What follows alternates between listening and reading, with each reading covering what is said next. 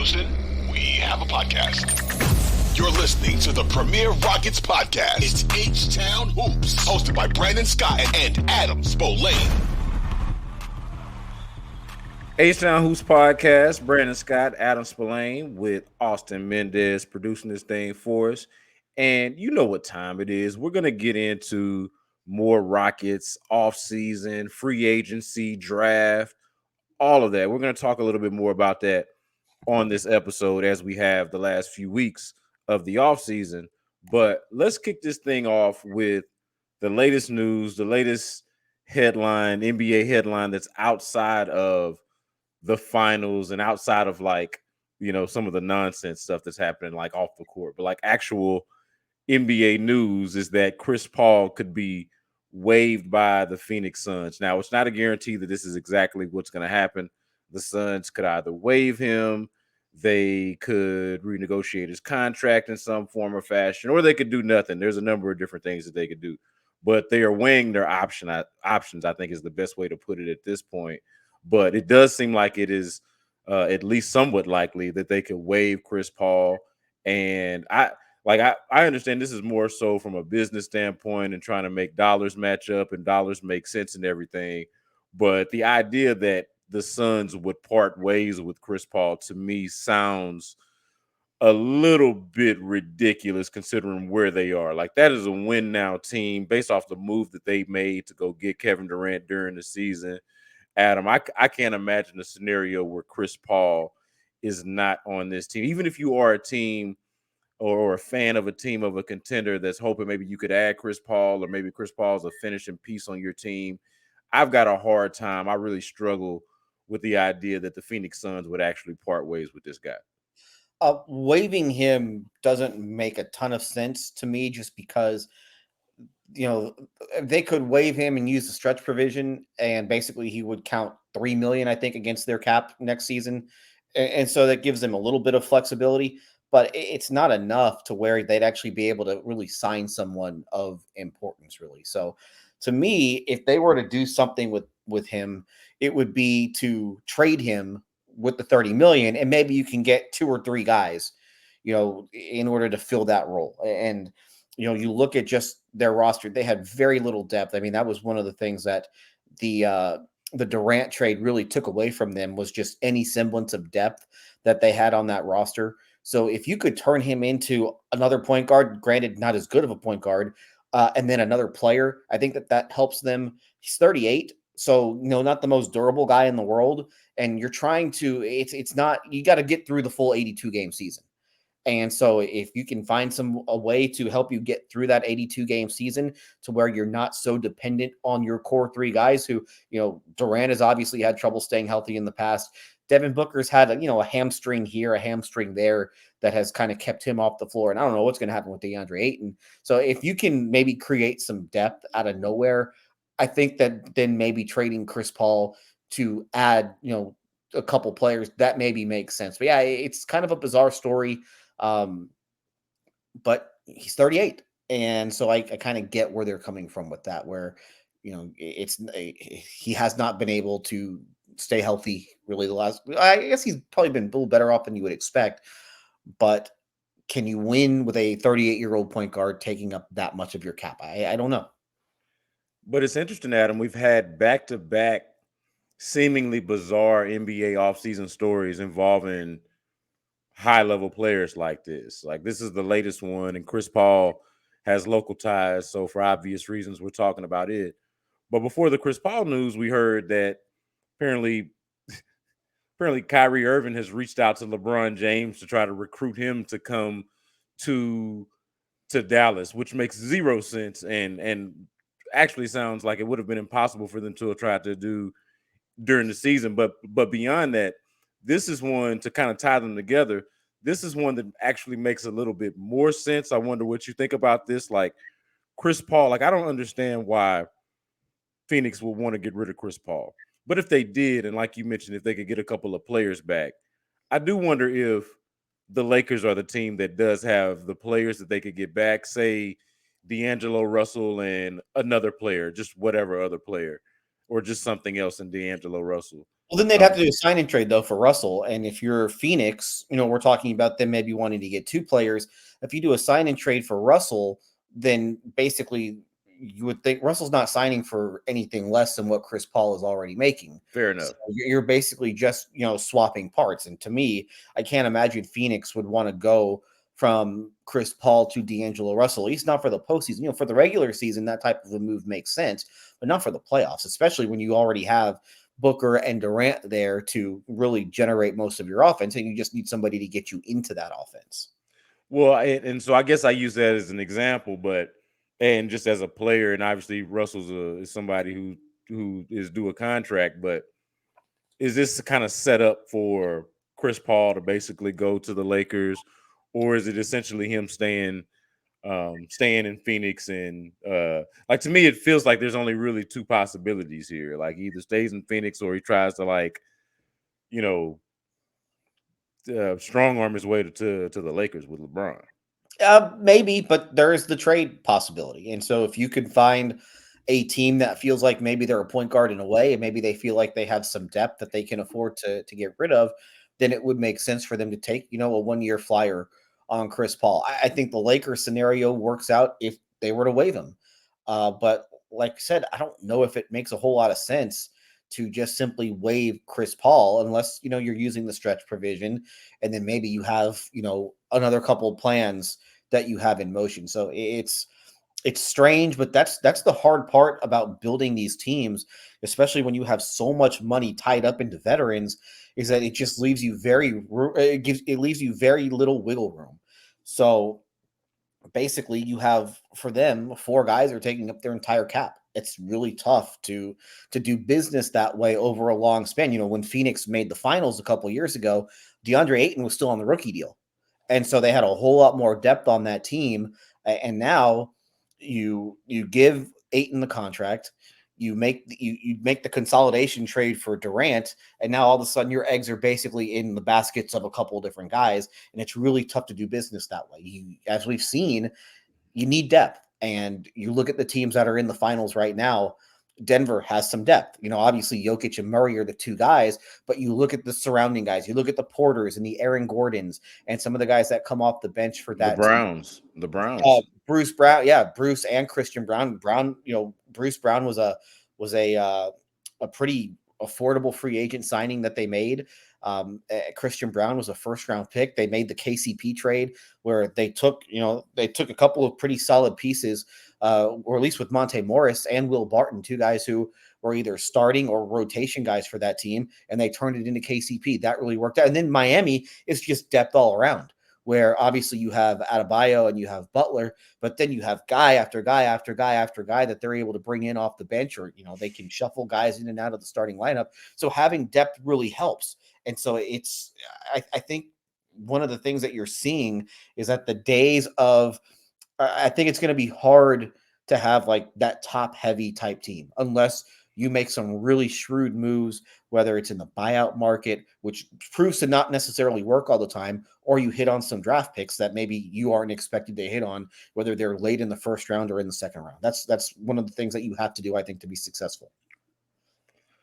From a Rocket standpoint, and we touched on this a little bit in the previous episode that we did, but now that we've got this news about Chris Paul and them trying to figure out what they're going to do next with his contract, I do find it interesting that the guards that they had together when they went on that run, James Harden and Chris Paul, in an offseason, in the same offseason, they are both in situations where different situations, but where their contract situation could change, where they could find themselves on a different team.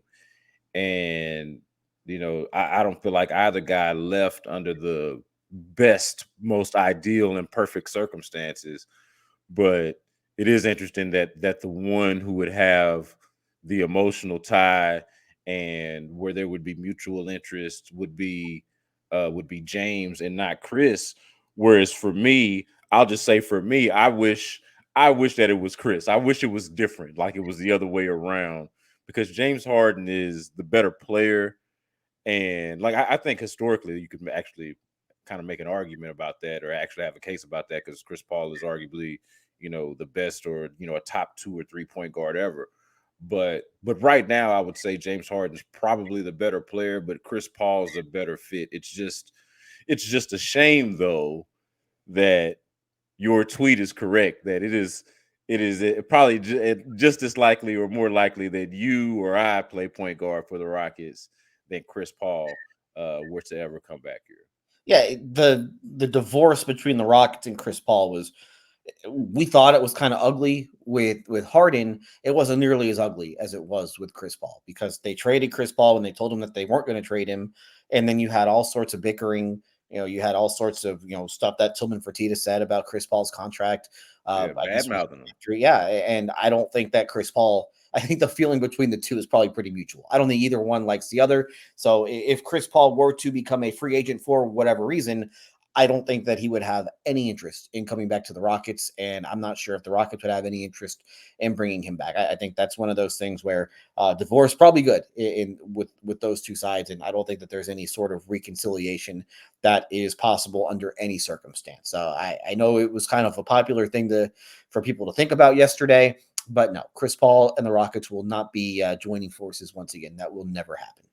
Yeah, it's one of those things where the reality of it is not nearly as cool as sort of what the dream is, or just sort of the idea, and that people kind of can have fun with that. I know I certainly did. But somebody that is not against the idea, or at least totally against the idea of rejoining the Rockets, is James Harden, and we talked a lot about that. The latest report is that he's torn between the Rockets and the Sixers. I could see that, but I'm also like not entirely sure what the interest level is with the Rockets and the Sixers. Like, do we even have a better sense? And I don't know why we would. Of course, the finals are happening, and there's not necessarily an urgency for this right now. But I don't feel like I have a better sense for how badly the Sixers actually want him back, and under what circumstances and under what terms, and whether the Rockets are like just want James Harden at all costs, or if they're like kind of on the other side of how some people are like, hey, I'm only interested in like a 1 or 2 year deal. To hell with paying James Harden the max. But then from James Harden's standpoint, why would you be going for anything less than that if you're already opting out of a 1 year deal? So or the last year of a deal, the 1 year of a deal. So what's your feeling on this, and whether we've gotten anywhere further? The idea that James Harden would be torn between the Rockets and Sixers, is that substantive at all? I don't think so, because I don't have the Sixers made him an offer. Because the Sixers can actually talk to him. So have they gone to him and say, hey, this is what we're willing to offer you? Because the thing is, the Rockets can't. Now, that doesn't mean that there haven't been overtures between the two sides through back channels or whatever, however teams tamper these days. But I don't does he have offers on the table from both teams? And so I don't know the answer to that. Now, if I would be interested to know, is he torn if the money's the same? If the two offers are the same, what does he do? So I don't have any feel for the situation at this point. I'm not sure we will, maybe until the draft, or probably until after the draft. And you start to get an idea of what Philly is offering. Because if Philly lowballs and Philly goes 2 years or whatever, 4 years for well below the max, whatever, number you want to throw out there, are the Rockets willing to match or exceed that offer?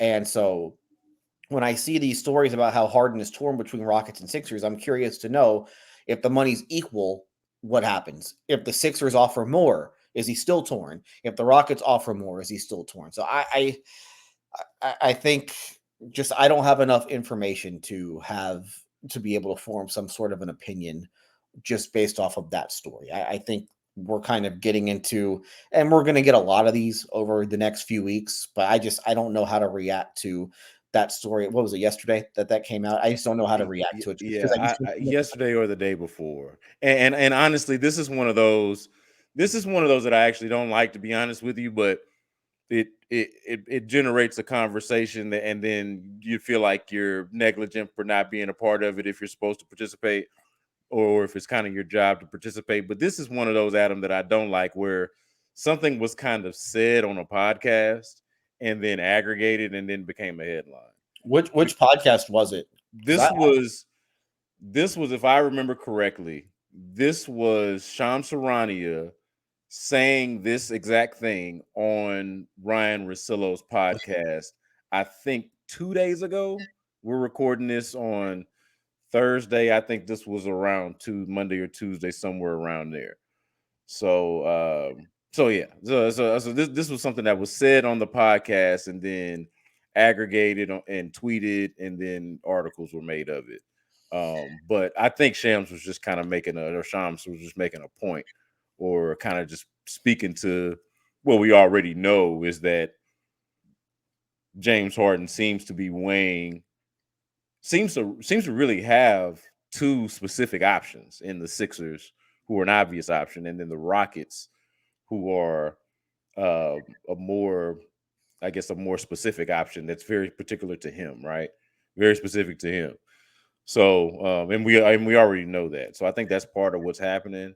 I think that, just as we talk about this, and I might make this point again, and it's so primitive and basic, but it to me is impossible to conceive of him taking less to go to Houston. And I mentioned that just to say that the whatever conflicts anyone has about the idea of him making the max, it very much feels like there's no way to get him unless the tie is nobody offers him the max, or nobody offers him I should say nobody offers him the 4 years. Like if he only gets offered, something short, which I don't think is going to happen, so like I just don't see a scenario where the Rockets are able to both get James Harden and get James Harden at a bargain. I can't imagine that scenario. It's interesting. You mentioned one, the Shams Charania getting aggregated. One aggregation that I don't think I've heard yet. Austin Rivers on his podcast, and I'm not sure how many people out there listen to it. It's decent. It's not a great podcast, but it's solid. He kind of offhand basically said that James is going to the Rockets. And I thought that was kind of interesting from somebody who played with Harden here, and then his dad just coached Harden in Philly. So I thought that was kind of interesting that he said it pretty matter of fact that Harden is going to the Rockets. I don't remember which episode that was. It was a couple weeks ago, but he did happen to. So it was something that caught my ear, and I'm surprised that it's something that didn't catch on more. Was basically Austin Rivers saying that it was a done deal that Harden's going back to the Rockets. Was it after? I mean, everybody's talking in circles at this point anyway. Yeah. I don't know. You know that. Was it after the combine? Was it after the okay? Because that was the thing too. Was after the lottery, obviously, and then after the combine, everything that I was reading and listening to, Adam, was basically, there's consensus among the people that, how we chit chat in the circles whenever we all get together.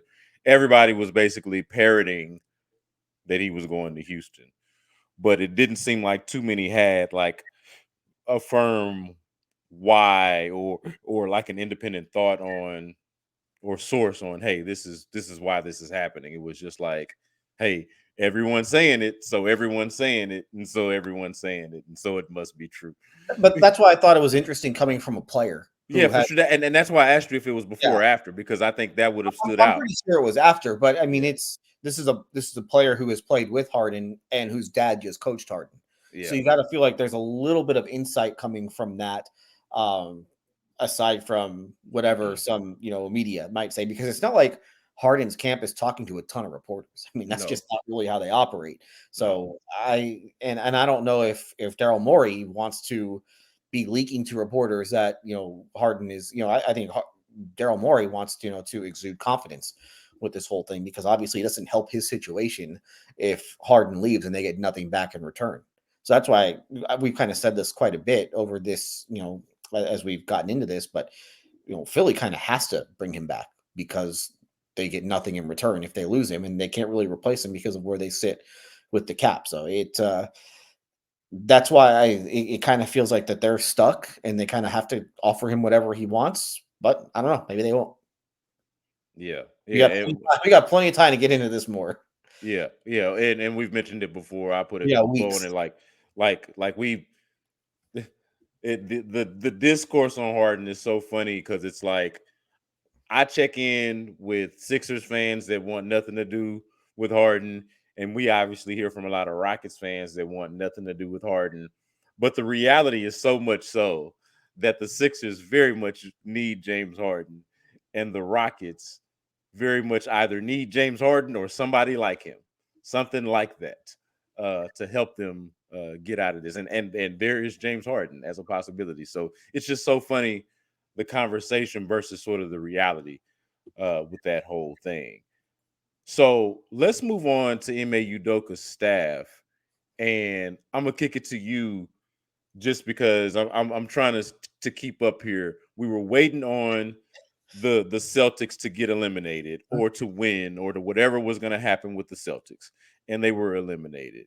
We suspected that there would be Celtics assistants that would matriculate to Ime Udoka's Rocket staff. Where are we now with his staff and all of that? So I guess at this point we do have some names that are being reported, and we talked about Royal Ivy. Let me pull up the others. Um, Hang on. Yeah, because I saw Aaron Miles, It was Aaron Mike Miles, I think Mike Moser, Moser was one, and Ben Sullivan were and the Ben others. Those, Sullivan. those were the Yeah. three. Those were the three that reportedly are going to be brought over from Boston to Houston, and the Celtics are kind of trying to revamp their coaching staff on the fly too, because they're going to lose those guys. Plus, they lost Damon Stoudemire during the season. So it looks like right now we've got at least four names that are going to be on the staff. We just don't know when. And Udoka said, I guess he threw out the first pitch before the Astros game on Wednesday, I want to say last week. And he said that they might have some news on this in a couple of days. So, I thought that we would have, they weren't going to wait to announce guys once they weren't going to, let me say, blah. They weren't going to wait until they had the entire staff assembled to announce it. They would start announcing names as soon as they had them. So I'm surprised here we are more than a week later that has not happened. So we'll have to wait and see. I did think, and it does sound like no one from Stephen Silas' staff will be retained. And I asked Udoka specifically about John Lucas, and Udoka said that he has met with Lucas, and Lucas is running or he's conducting their pre-draft workouts, but Lucas remains under contract. So I think that's the big difference there is that, the rest of the staff wasn't under contract. Lucas is actually under contract. And so they can kind of say, hey, will you help us with these draft workouts? I still don't think that means that he's going to return. If I had to guess, or I would say that Lucas will not be back. So you've already seen Rick Higgins reportedly is going to go join the Utah staff. So that's one down. Mahmoud Abdul Fattah was with the Rockets at the combine, but he wasn't there as a Rockets employee, I guess would be the best way to put that. Lionel Hollins and Mike Batista are unlikely to be brought back. And so that pretty much just leaves Lucas. And at this point, I would be surprised if Lucas is on Udoka's staff. Now, the question then becomes, does Lucas stay with the Rockets in some sort of capacity, or does he look for a job somewhere else? And it wouldn't surprise me one bit if he starts looking at other teams. Yeah, that's what I was anticipating. I'd love to see him stick around just because he's been around for so long. He's a fixture in the city in so many different ways. But you can see it. I mean, it's a new staff, and it just might be time to move on. Now, obviously, there are things that they could find for him to do as somebody that's just been around the league for so long. There are plenty of things that they could find for John Lucas to do while he's still under contract. But as you mentioned, he probably wants to be on the sideline yelling at players and doing his John Lucas thing, coaching. So we'll see how that plays out. But I do want to ask you, because I don't know if I have a great sense for this yet, and I'm interested to see how it plays out. That's why the season is worth following and the team is worth following and covering and everything. But what do you think is going to be the impact of this? Obviously, we know Udoka has replaced Stephen Silas as head coach, but the fact that there will be no carryover with the assistant coaches and the ones that have sort of helped develop some of these younger players, and just this idea that they're going in this totally new direction, and in terms of their development and everything. What do you think is the impact of like just a totally new coaching staff, not just the head coach? Yeah, I don't know. That's a good question. To me, I think maybe sometimes as players, you see the same coaches day in, day out. You can get a little comfortable. So now you're kind of starting over, which I guess can be seen as a bad thing, that because you have this foundation. Somebody like Jalen Green has this foundation that he's built with Rick Higgins over the last 2 years. Now he's going to have to start over with somebody else. So maybe that can have an adverse effect. But maybe on the other hand, he got a little comfortable with that staff and he felt like he could get away with stuff with that staff. Now you have a brand new staff. You can't maybe get away with some of the same things that you were able to get away with the last staff. So I don't know exactly what's how that could impact things. I think that's one of those things where you just have to, first of all, we need to see who they're going to actually hire, Right. and then you just have to kind of see how everything plays out. I do think it's interesting as we build out this staff. It's a pretty inexperienced staff when you look at it. I mean, Udoka's staff in Boston was a very good one, but a lot of those guys got head coaching jobs elsewhere. Will Hardy's now the head coach in Utah. Damon Stoudemire's head coach at Georgia Tech. Joe Mazzulla, now the head coach of the Celtics, and he was a second row assistant. The guys that we have mentioned, none have been a head coach before. So I'm interested to see if the Rockets look to bring in an assistant who is, or somebody who has been a head coach before, because I think that is probably helpful to have that, because we think of Udoka as this experienced head coach. He's been a head coach in the NBA for one season. Now, granted, it was a good season, but you still might want a little bit more experience on the bench if you can get it. James Borrego had been somebody who had been mentioned as somebody who could come over, but he's going to New Orleans, so that's out.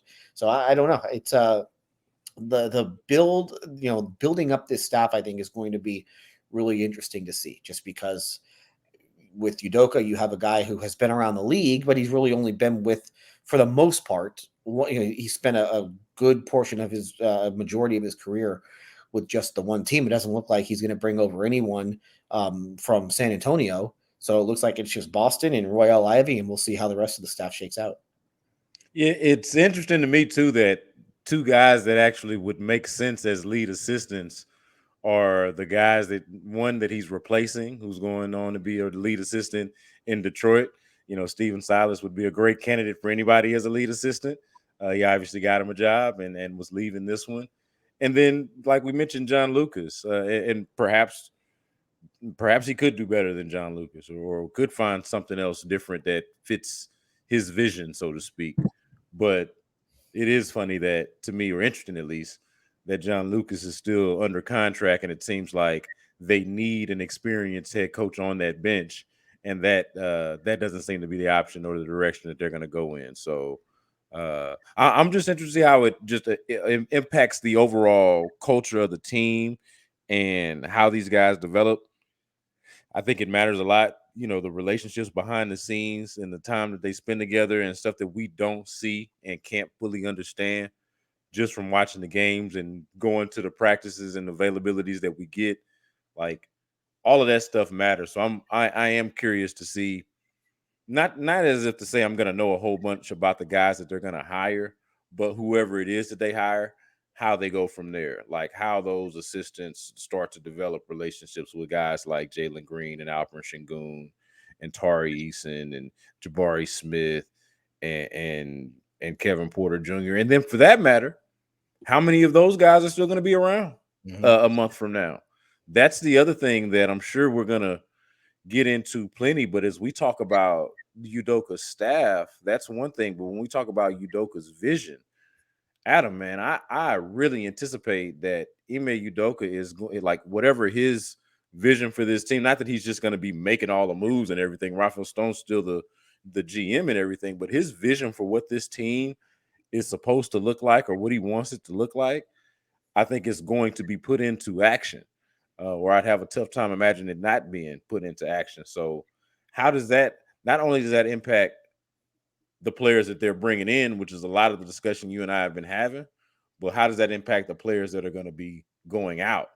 And that to me is a fascinating observational piece, because there is a crop of young talent here that is worth investing in and seeing it through with, but you can't keep all of them and expect to be competitive anytime soon, unless you're just content with spinning your wheels. And we've already established that the Rockets are sort of past that.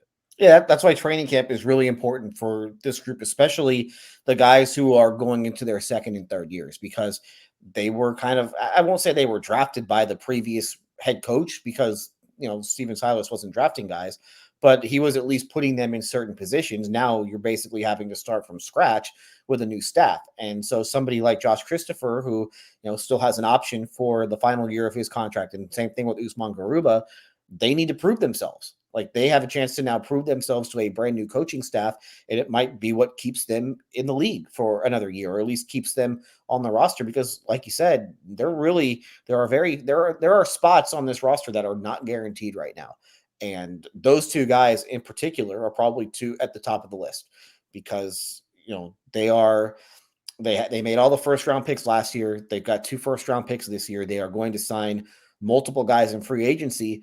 And so at that point, the positions on the roster just start to dwindle down. And so you can only carry 15. So the question is, are these guys going to get squeezed out? That's why this summer is important for a couple of those guys, because if there's not room at this point, they're not, there's no room to carry you sometimes. All right, man. We're recording this podcast exactly 2 weeks away from the NBA draft. Exactly 2 weeks to the moment. Now, by the time this thing hits, by the time people see it, we'll be inside 2 weeks until the NBA draft. But let's just, for the sake of this discussion, call it 2 weeks until the NBA draft. We've talked a lot about the offseason, what they should do with the number 4 pick, even before they got the pick. Different, what I think we even did a podcast of what if they fall out of the top 3 or something like that. And sure enough, they did. A lot of discussion about the draft, but I'm going to kick it to you because you got a few trade ideas that I actually like. And I feel like we kind of dabbled with a little bit of this in a previous episode, but didn't really get deep into it. I've thought enough on some of these for long enough to kind of have some ideas or reaction to them. I like one of them. I'll say this. I'm going to let you present them, but I surprisingly like one of them the least. Like, the one that I like the least surprises me, because I think if we had done this 2 weeks ago, maybe it would have been my favorite idea, but now it's my least favorite. I'm gonna let you present them. Well, so I came up with 3, and they are basically 3 different scenarios. One is trade up, one is trade back, and one is trade the picks all together. And so, which one do you want to do first? I'm gonna let you pick.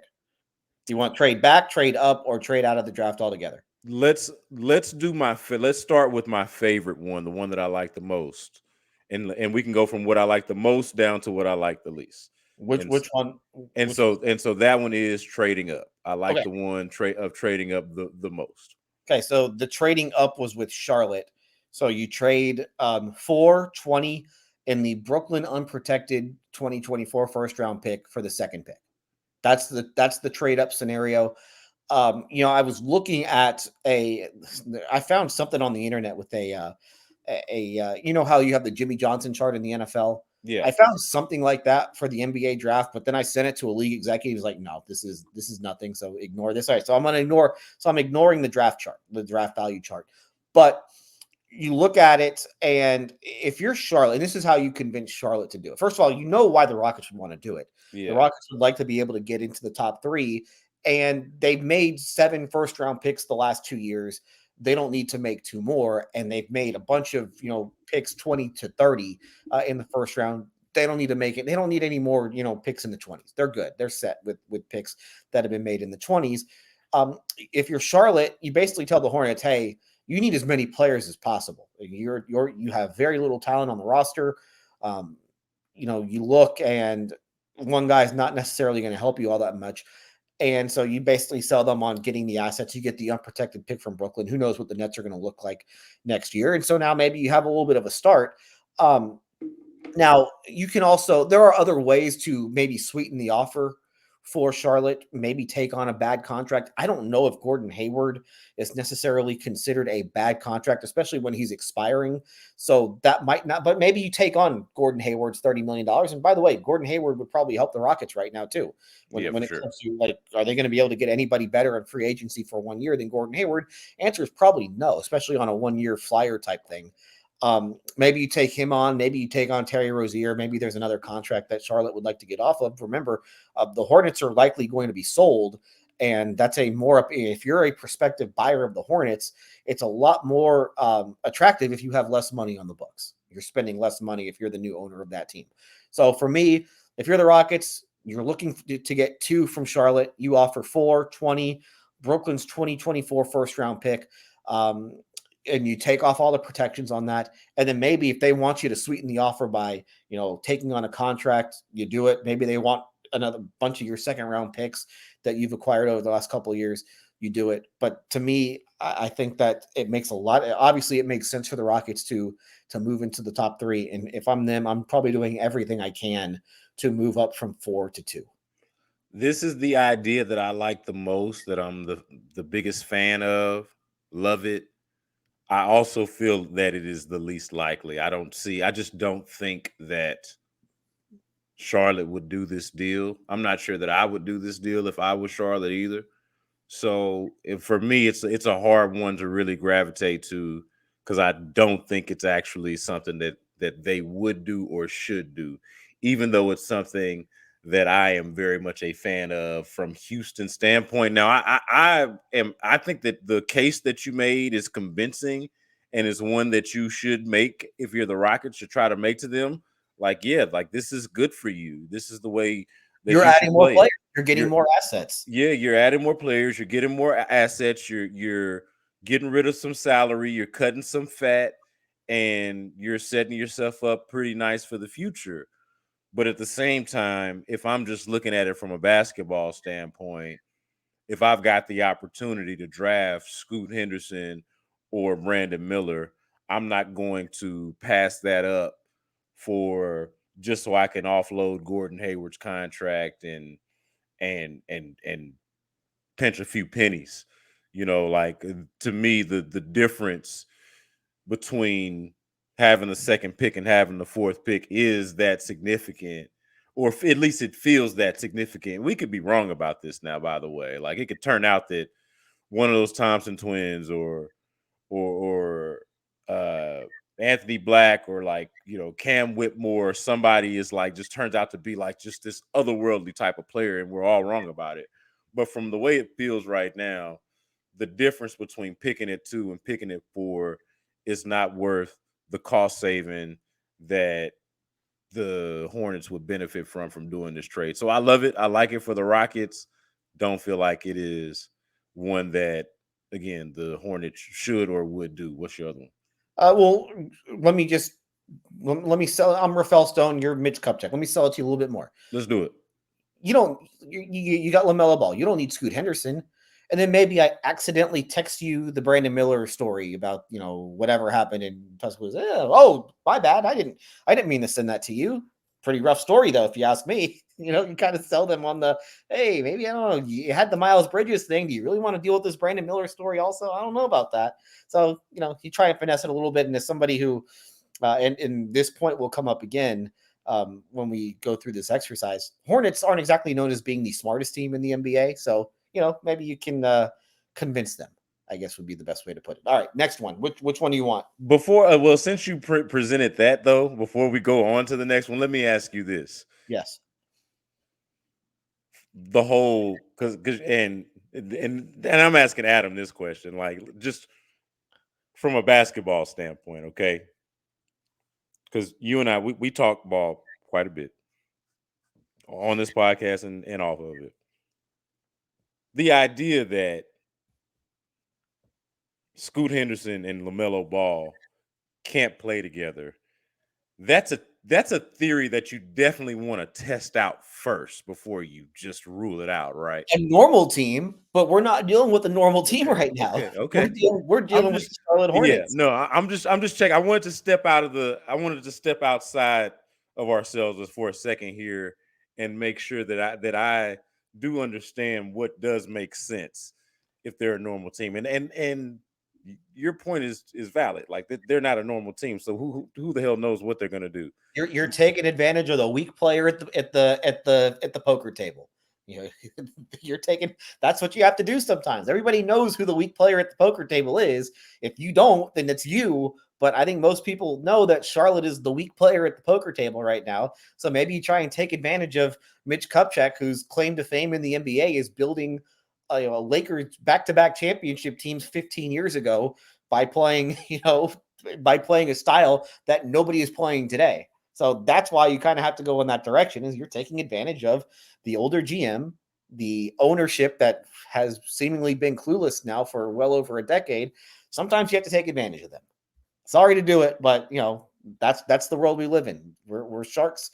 I'm a shark. I'm a shark as a GM. That's just how it is. You can't run the triangle with 2 point guards. Can't run the triangle with 2 point guards. You need a point guard, you need a shooting guard, you need a small forward, you need a power forward, and need a center. Yep. Anyway, all right. So let's do the trade back. I will say that I am lukewarm on the trade back. I like it, don't necessarily love it. This is my favorite one, to be honest with you, just because I think for them, I think it's the one that can probably be done a little bit easier because, like we've talked about, Charlotte, no matter how dumb we think the Hornets are, they are unlikely to move back from 2 to go to 4, especially in a 3-player draft. But so the move back deal is with Orlando, and the Magic sit with 6 and 11. They have 6. That's their own pick, and then they have the 11th pick from Chicago from the Nikola Vucevic trade. And so if you're the Rockets, you offer 4, 20, and another asset, whether it's one of the Brooklyn picks in 2020. I threw out the 2024 Brooklyn pick that is lottery protected. If it does not convey, then I'll give you 3 second-round picks, or I'll give you KJ Martin. And in return, I get 6 and 11. Now, if I am the Rockets, now to me, moving up from 20 to 11 is going to cost a lot more than moving back from 4 to 6, especially in this draft, because I don't think I believe, and that's why I have to give up a little bit more. That's why I'm having to give up another asset. And if I'm the Rockets, I don't think they necessarily care. Whoever's 4, 5, 6, I think that they would probably be happy with anyone at that rate once you're out of the top 3. But moving up from 20 to 11, I think would serve a huge purpose. I think it completely changes the type of player that you can go after with that second pick. Like let's say somebody like Grady Dick, I think would fit perfectly with the Rockets right now. He would probably walk in on day 1 and be the best shooter on the team. You're not getting Grady Dick at 20. And I don't know if you'd be able to get him at 11, but it's possible that you could. And so you at least put that in play. And there are other guys that will be in that late lottery range that you could get at 11 that you wouldn't be able to get at 20. And those guys could probably help you. It's a completely different class of player, I think. That's why if it's me, I am trying to move up from 20 or just trade 20 altogether. If you're Orlando, I think you do this because at 4, this is how you convince them. At 4, you basically control the next tier of the draft. We all know that top tier is going to be Wembanyama, sorry. I don't know which way to say it at this point. And I don't have to know now because he's not going to the Rockets. So Victor obviously is 1. And then at 2 and 3, you have Henderson and you have Miller. So if you're Orlando, now you get to control that next tier of the draft. And the Magic, I think the Magic go into next season thinking that, hey, we have a legitimate chance to be in the play-in next year, or to at least be in the playoffs. So maybe that guy is right there, and we can just pick him up. You don't have to worry about anybody else. We can just get that guy at 4, be done with it. Maybe we add another piece at 20. Maybe we get KJ Martin. KJ Martin could probably help us day 1, and now we're a little bit closer. It's not the best selling point in the world to Orlando, just because I don't think there's a huge difference. But then you also remember Sacramento? Sacramento picked 4th last year, and they kind of used that pick to help springboard them into the playoffs. Now, it's not exactly an apples to apples situation between Sacramento last year and Orlando this year. Sacramento kind of could have traded back and still gotten Keegan Murray, but they had that guy in mind at 4. that they thought could help put them over the top. And they went from being out of the playoffs last year to winning 50 plus games this year and being the 3rd seed in the Western Conference. So I think that's kind of how you have to sell it to Orlando. I think if you're the Rockets, you are doing everything possible to get out of 20 and to find your way back into the lottery somehow. But it's going to be hard. That's a hard jump to make, but you do have the assets to get it done, whether it's with some of the picks that you're owed in the future or somebody like KJ Martin, who's on a very cheap contract next year. And I don't know if KJ Martin necessarily fits into the future of the team, but KJ Martin does certainly have value outside of the organization if he doesn't with you. You sold that pretty good. And I understood all of that already, but you sold that very well, and I'm down. I'm in on it. I think you're absolutely spot on with the analysis of what the sort of the prospect pool looks like. The difference between 4 and 6 is negligible, but the difference between 20 and 11 could be significant for you specifically if you're the Rockets. You mentioned Grady Dick. That is one where if you can get him at 11, he does fit very well with the Rockets. Like, you can actually get 2 quality contributors to your team from between 6 and 11, as opposed to hoping and wishing and praying that 4 is as close to one of those top 3 guys as he possibly can be, and he's probably not. And then not getting really anything out of 20, more than likely. You're not getting much more of what you've gotten out of the 20s over the last couple of drafts or so. So I'm totally with that. I also think, like, I still like the other one more for obvious reasons, because it gets you possibly Scoot Henderson, which I think is awesome. But we also don't think that is realistic. And so this one also feels more realistic and could get you 2 actual contributing players to your team. So I am with this. This is my second favorite of the 3. And if you factor in realism, like the realistic factor, then you could argue that it is my favorite one, because I do think it's one that they could actually pull off. What's the third one? The third one is now we're getting a little, we're trying to take advantage of a team here. And again, it's Charlotte. And so it's a 3-team trade between Charlotte, Houston, and Boston. Boston gets LaMelo Ball and KJ Martin from the Rockets. The Rockets get Jaylen Brown from Boston, and Charlotte gets 4 and 20 from the Rockets, as well as the Brooklyn's 2024 first round pick. And so obviously the way you sell it to Charlotte is, hey, you guys are awful. You're not going anywhere. This is your opportunity to basically hit the reset button on your team. You're looking at having to give LaMelo Ball an extension really this summer. You don't have to do that now. You're off the hook with that, which whoever winds up owning your team next, he's going to be happy that, hey, you don't have to deal with this big contract now. So basically you are starting over with 4 and 2 and 4 in this draft. Plus you're going to be awful next year. So you get that pick. And so that's not a bad little foundation that you can really start rebuilding your team with. You'll have plenty of cap space if you want to go the free agency route. So that's how I sell it to Charlotte. For Boston, you basically, now this is assuming that Boston goes to Jaylen Brown and says, hey, we're going to offer you the Supermax. And if Jaylen Brown says no, well, then if you're the Celtics, you have to start thinking. And somebody like LaMelo Ball would really help the Celtics because they kind of needed a point guard. Yeah. And I think that's one aspect of their offense that would really help, is if they did add a point guard to the mix and somebody who can maybe create for others and take some of the pressure off of Jason Tatum. I think that would benefit them greatly. And if you look, Jaylen Brown, I don't know if he has quite the value that maybe some would think, just because he's going into the last year of the contract. And you look at some of these trades that have been made for all-stars, it's harder to get them once they're in the last year. You look at what you look at what Brooklyn got for James Harden. They got Ben Simmons. At that point, did they get Ben Simmons more as an asset, or did they just make that part of the deal to make the contracts work? And then the Nets got back a couple of veteran players, and Andre Drummond and Seth Curry, who, great, they're fine. And then they got a couple of first round picks. both of which are going to wind up being late first rounders. So in essence, Brooklyn did not get very much back for James Harden, especially when you consider what they gave up for James Harden. Somebody like Kawhi Leonard, he was traded in the last year of his deal. The Raptors, or rather the Spurs, got back DeMar DeRozan. That was more to make the money work. Jakob Poeltl in a first-round pick. That's not a huge haul for Kawhi Leonard, even though he had missed the previous season. I mean, you still would expect to get more for Kawhi Leonard, but again, he's in the last year of his contract.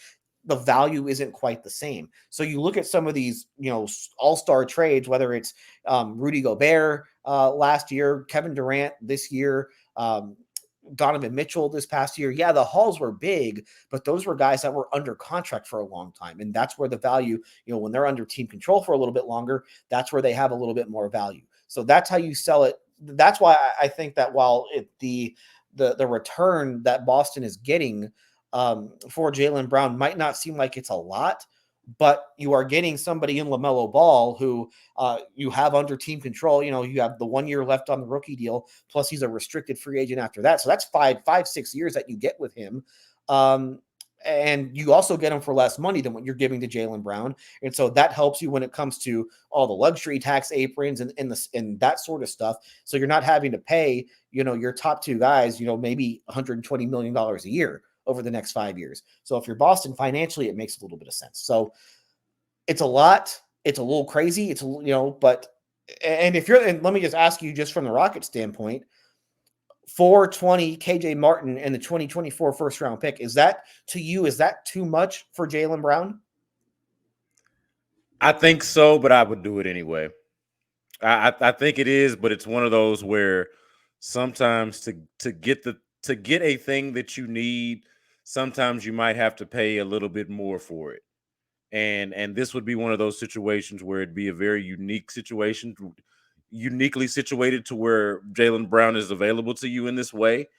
And I think you would have to do it. Now I would also want to have some sort of assurances and some sort of plan of keeping Jaylen Brown around. That's the hard part. That's the hard part of this. That's why the value for Jaylen Brown to me isn't quite as high as maybe you would assume, because you really can't extend him. And so you're going to go into this whole thing with Jaylen Brown becoming a free agent. And I don't care what he says on day one about, oh yeah, I want to be a Rocket for life and all this stuff. Kyrie Irving said that he wanted to be a Celtic for life. And by the time that season ended, they couldn't wait to get rid. They couldn't wait for the divorce to happen, both sides. So I think it just makes it a very critical year, though. Like if you do it, it makes the season even more critical. Like outside of, okay, where do you finish and what's your record and how much progress do you make from year to year? And because you're not gonna be rewarded for failure this year and all of that kind of stuff. And it's more about, okay, have you created an environment and set up a situation where that's attractive to Jaylen Brown wanting to be there long term? It almost turns the season into being almost entirely about that. Maybe not entirely, but in part about nurturing an environment that is conducive to a Jaylen Brown free agency pitch. A guy that's your own free agent, and but then at the same time making sure that you're doing all of the things that you need to develop the Jalen Greens and Jabari Smiths and Alperen Şengün's of the world. Like what that balancing act looks like for Ime Udoka, who, as you mentioned before, is not a super experienced head coach. He's only really had the 1 year. Like him having to piece all of that together, I think would be really, really fascinating, but something that you have to do because you need to bring in players like that. And one of the things that I've struggled with Jaylen Brown is that he's clearly like somebody that would probably be the second or third best player on a championship team. More than likely not the best player on a championship team, more than likely. But I think in terms of order, most people don't think of it in terms of, hey, let me get my number 2 first before I figure out exactly who my number 1 is. Whether that person is already in-house in Jalen Green, or if that's somebody that I'm going to draft or trade for, or if I'm going to figure that out on the back end. I think from an order standpoint, that's kind of hard to think of, but it's like, no, if you got a chance to get a guy like that, it's it's more likely than not that the number 4 pick is not going to be as good as Jaylen Brown. The number 20 pick is not going to be as good as Jaylen Brown, and whatever combination that you could find there. But I did want to say though about your proposal, because you said that it's not an impressive get for Boston. And maybe this is my hot take on your trade. And I said I like this the least out of all of them, even though it gets you arguably the best player. I don't know. I think number 2, if number 2 gets you Scoot, maybe that's the best player. But nevertheless, I like this deal for Boston the most.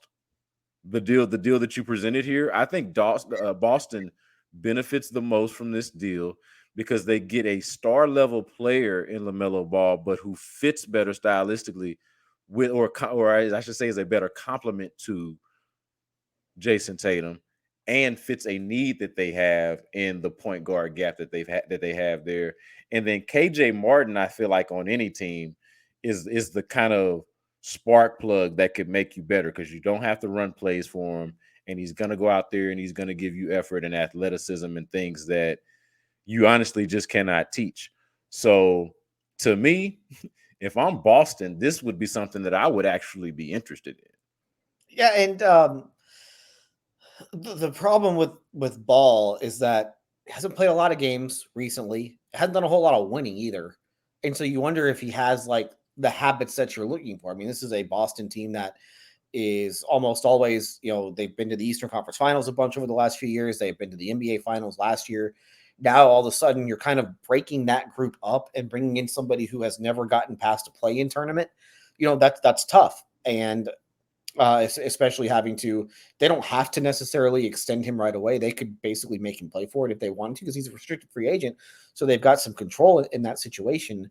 He's talented though, man. Oh, no question. He's really good. The talent is real, but are the habits championship type habits? Yeah. And that's what you'd really have to develop with him more than anything, is that, all right, all the stuff that you do on the floor is great, but does it lead to winning? Can you stay on the floor? And are you going to defend at a high level? And I do think the one benefit that Ball kind of gives you is that he doesn't necessarily have to guard the basketball, because while he plays point guard, he's bigger. He's, what is he, 6'6", 6'8", something like that? I think he's like 6'7", yeah. Yeah, so you can still have Marcus Smart on the ball more often than not, and then you can try and hide LaMelo as much as you can on weaker wings if you want to give that a shot. And you do have enough of a defensive infrastructure on that team to where maybe you don't, maybe he doesn't like stick out quite as much, and that you're able to pick him up, or he could just play harder on that end of the floor. I mean, there's always that possibility. So to me, the big thing is, if you're Charlotte, you need to just start over. New ownership, new everything, just blow it up. But as I've said, it's not the smartest team in the world. And LaMelo Ball is a bit of a fan favorite over there, as much as they have fans with that team. So are you willing to kind of start over at that point? I don't know if Charlotte would be willing to do it, but I think that it would be the right thing for them to do. And if you're the Rockets, you're giving up a lot in this trade for somebody who you don't know if he'll be with you past next season. But, you're, aside from KJ Martin, you're basically just giving up draft picks and guys that you haven't spent time on. The 4th pick in this year's draft is not somebody that you have spent any time on developing. Same thing with the 20th pick. Same thing with that 2024 Brooklyn pick. So the idea that you're going to be able to get, it doesn't look like Brooklyn is about to like flatline at this point. I mean, we've now seen this Brooklyn thing for the last couple of years. They've traded all 3 of those guys. They were able to get, something back for all 3. I think that the haul for Harden wasn't very good. But what they got back for Durant was terrific. They're going to wind up getting Mikal Bridges and Cam Johnson plus all those Phoenix picks. That looks like it's going to work out. What they got back for Kyrie Irving, that worked out. I mean, that's a good deal. Getting 2 rotation guys plus picks in that trade, that's a good trade for Brooklyn. So to me, it looks like Brooklyn has enough of a floor to where, maybe they miss the playoffs, once or twice in the next 3 years. But the idea that they're going to, become a 15-win team like they did after the Pierce and Garnett trade, it just doesn't seem very likely at this point. So I want to do I kind of just want to do a finals episode at some point next week, kind of react to the finals. I was going to get to it here, but we've already gone over long enough. Maybe we can do that early next week if we get the chance or if we get the opportunity. But I kind of have a cool way to still tie it into the Rockets and to localize it a little bit, if you will, for our purposes at the H-Town Hoops podcast. So we can talk about that a little bit offline, but that's something that I am interested in doing next week. Obviously, you've got game 4 that's happening on Friday night. So by the time you guys get this podcast, you'll probably be getting ready for game 4 of the NBA Finals. But as you know, we are looking forward to 2 weeks from now, the NBA draft, and how that domino affects the Rockets offseason. And of course, you got Summer League not too long after that. You get to see your young Rockets in action. Between now and then, we will be talking to you. So for Austin Mendez producing this thing for us, Adam Spolane, Brandon Scott, this is the H-Town Hoops podcast. Subscribe, rate, review, tell a friend. Appreciate it.